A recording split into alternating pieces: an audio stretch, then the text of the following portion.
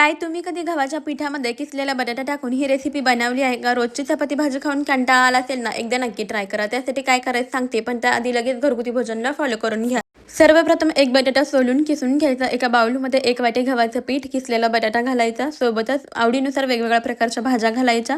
1 चमचा रवा, 2 चमचे तांदळाचं पीठ, लाल तिखट, हळद, जिरे, गरम मसाला, चवीनुसार मीठ घालायचं आणि आता हे सर्व जिन्नस व्यवस्थित असं मिक्स करून घ्यायचं.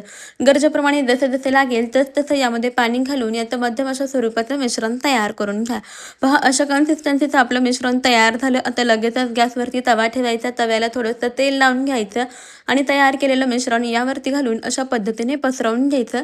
याचं धिरडं आपल्याला बनवून घ्यायचं आहे. याला तुम्ही धिरडं म्हणू शकता किंवा डोसा म्हणू शकता. पातळसर अशा स्वरूपामध्ये पसरवून घ्यायचं. गॅस आपल्याला मध्यम ठेवायचा आहे. मध्यम गॅसवरती दोन्ही बाजूनी अलटीपलटी करून याला व्यवस्थित असं भाजून घ्यायचं आहे. मस्त असा जाळीदार इथे आपला गव्हाच्या पिठाचा डोसा तयार झालेला आहे. तुम्ही सुद्धा एकदा नक्की ट्राय करा. रेसिपी आवडली असल्यास लाईक करा आणि घरगुती भोजनला फॉलो करा.